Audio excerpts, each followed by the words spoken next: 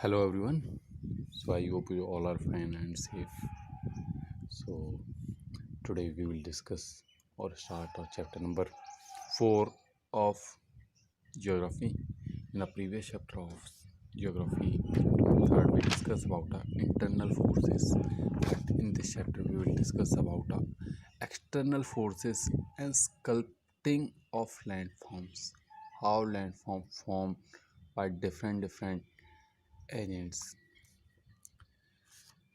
So as we know that a various landform of the earth such as plateau, forest, plain, mountain and valley etc. are formed by endogenetic forces originating in the interior of the earth. On the other hand, due to the exogenic forces, the earth's surface is being continuously leveled. The leveling of the earth's surface by natural process is called gradation, which is caused by various exogenic forces including running water, moving ice, wind, sea waves, air, etc. These forces which act on the surface of the earth and bring about gradual changes to the landforms are called agent of gradation. Agent of gradation. So there is two main process of gradation. First one is degradation and second is gradation. Okay, so if we talk about first of all we discuss about these topics. So first one is what is degradation. So we can say that it is the process of lowering of the earth's surface by disintegration and carrying away of rock fragment. This is also called a denudation. Degradation के अंदर क्या है, जो material आपका वो fragment होता है, mean टूट जाता है, पार्ट्स में टूट जाता है. जैसे सपोज करो वन रॉक है, कोई रॉक है, चट्टान जो अलग अलग पार्ट्स के अंदर डिवाइड हो गई, टूट गई. तो उसका क्या हो गया, डिग्रेडेशन हो गया. ठीक है, जब वो टूट गई तो क्या करेंगे, जो ये वाले फैक्टर्स हैं लाइक रनिंग वाटर और एयर, सी वेव्स एट्सेट्रा, वो उसको उड़ा के दूसरी जगह पे ले जाएंगे. And second is aggradation is the process by which various landforms are formed by deposition and accumulation of rock fragments, sand, alluvium, etc. So अब इसको उड़ा के तो ले गए, बट इसको डिपोजिट भी कहीं पे करेंगे. सो डिपॉजिट करने के प्रोसेस को कहते हैं एग्रेडेशन. मीन्स यहाँ से चीज़ को उठाया और यहाँ पे जाके डिपॉजिट कर दिया. यहाँ पे अलग लैंड फॉर्म बन गया, यहाँ पे अलग लैंड फॉर्म बन गया. Understand? Okay, so these two processes act at the same time on various landforms, causing lowering down of land in some places and building up a landform in other places. This bring about a equilibrium. The surface, Earth's surface, the agent of gradation act on the Earth's surface through the D processes. First one is weathering. So it is a gradual disintegration of rock. The transport of the broken rock fragment is not carried out by the agent of gradation. Weathering may be caused by physical, chemical और biological ना. Like हम chemical कह सकते हैं, जब जो दो chemical मिलते हैं तो एक का क्या होता है, एक ख़त्म हो जाता है. मीन्स किसी चट्टान के ऊपर या रॉक के ऊपर जब दो केमिकल मिलते हैं तो उसका फ्रेगमेंटेशन हो जाता है. ओके, बायोलॉजिकल मीन्स किसी के अंदर से कोई जो ट्री है, वो जैसे रॉक के अंदर कोई ट्री निकल आया तो उससे क्या होता है, वो चट्टान है या रॉक है उसको तोड़ देती है. एंड फिजिकल मीन्स उसके ऊपर धूप भी पड़ रही है, बारिश भी पड़ रही है, पानी पड़ रही है, इसकी वजह से उसका डिसइंटीग्रेशन बहुत जल्दी हो जाता है. Next is erosion.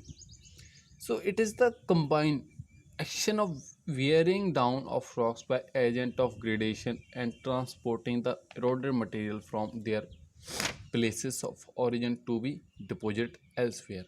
Erosion means किसी रॉक का ऊपर वाला पार्ट है जो ऊपर से उसको उखाड़, जैसे सपोज करो कोई रॉक है, इसके ऊपर वाला जो पार्ट है मीन्स डिफरेंट डिफरेंट एजेंट्स की वजह से मीन्स ख़त्म हो जाए, इरोड हो जाए, ठीक है। And third is very important, a material of weathering and erosion, a agent like a running water etc are deposit the material into different or other regions. Okay, we can say dumping of the rock debris means मलबा होता है ना, जो मलबा, सो उसको अलग place पे जाके डिपॉजिट कर देता है, understand. So next we will discuss about all landforms which formed by running water and running water, or we can say that river. Okay, so first of all we will try to learn about the river stages. So there is three stages, or we can say the course of a river. First one is upper course, second middle course, and third one is lower course.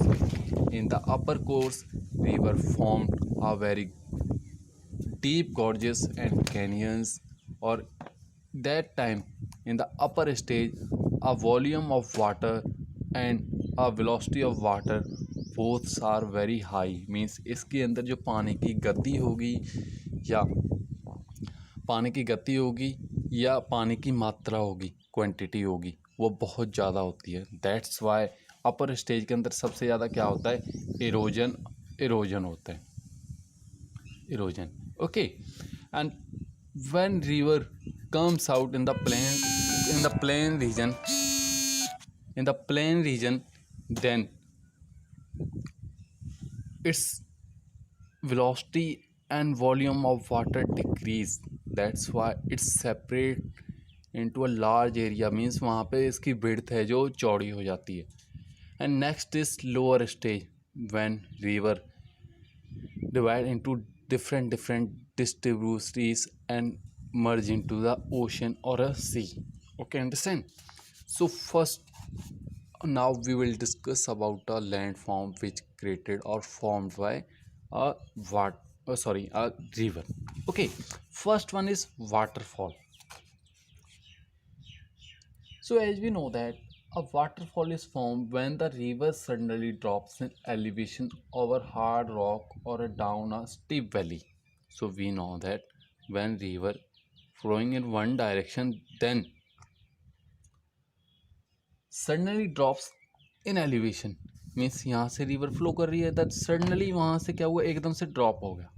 सो इसको हम कहते हैं waterfall. अब waterfall बनता कैसे है, suppose करो waterfall ये नहीं है भाई एक दिन में बन जाए, 2 दिन में, बट इसके लिए बहुत लंबा प्रोसेस चलता है।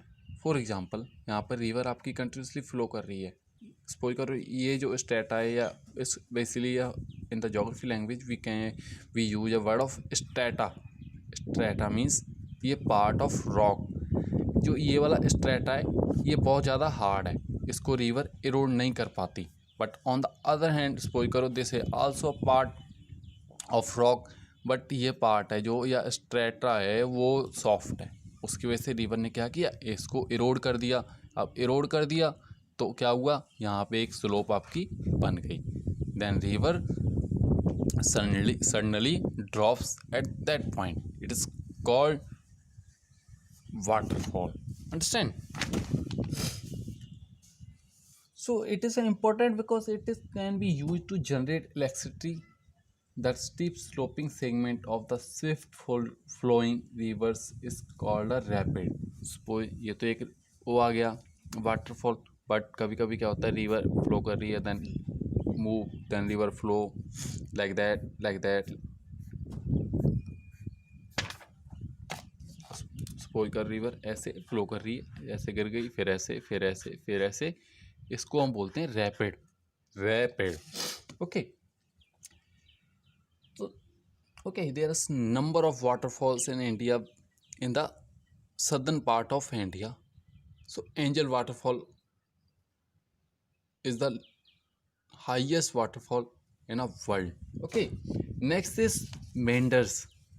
So now it is a landform which related to upper stage, or we can say youth stage of a river, but now we come in the middle stage. Middle stage we already discussed a velocity of a river and a volume of water. It's very low or decrease in the middle stage. That's why a river not a, उसमें क्या होगा, river आपका जो river है वो एक slope के अंदर नहीं फ्लो करेगा, स्लोप के अंदर फ्लो नहीं करेगा, उसको स्लोप नहीं मिलेगी, तो क्या है, जिसको जिधर उसे रास्ता मिल जाएगा वो इधर ऐसे जैसे स्नेक चलता है इस तरह से चलेगा. Okay, understand. रिवर कभी इधर को चले गई, कभी इधर को चलेगी, कभी ये तो नहीं भाई रिवर स्ट्रेट लाइन में चलता, नहीं चलता. But in the mountainous region it's flowing in the straight line because there is slope found in mountains. Okay, so this way of river is known as a meanders. Now it is very important landform of a river, Oxbow Lake. So as we know that in the plain regions river क्या बनाती है, meanders बनाती है. But some time क्या होता है, suppose करो river ऐसे चल रही है, ऐसे मूव कर रही थी, बट कुछ टाइम बाद ये ऐसे चलना स्टार्ट कर देती है. देख रिवर ऐसे फ्लो कर रही है, इधर चले गई like that moving. But some time river क्या है, इस रीजन को इरोड कर देगी, इस रीजन को इरोड कर देगी. इसकी वजह से क्या होगा, रिवर डायरेक्टली इस रीजन से फ्लो ना करके इस रीजन की ओर चले जाती है. इस रीजन पहले इधर घूम के जा रही थी, बट अब रिवर है क्या है, इधर को सीधा निकल जा रही है. अब ये वाला जो रीजन रह गया, ये वाला, इसको हम बोलते हैं oxbow lake.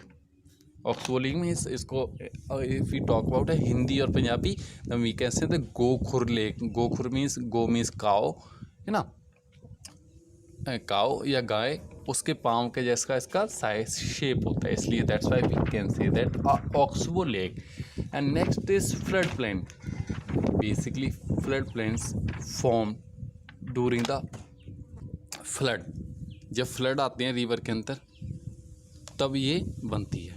So we know that a river water flowing in the river channel. So it is a river channel, water flowing continuously in the center of channel. But during the flood, when a water